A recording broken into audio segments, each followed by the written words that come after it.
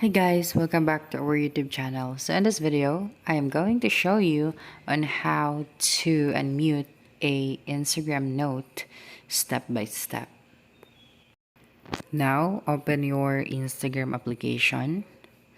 Okay, so for example, this friend of yours or the account that you're following, in order to unmute their notes, you just have to click on their profile and then click on the following option. Okay, that's right. So click on mute from the list of the option. And as you can see here, you can see the post, stories, and notes. So when you toggle the switch on, it means that you're not be able to see their post and stories and also their notes. So in order to unmute everything, you just have to click on again the switch.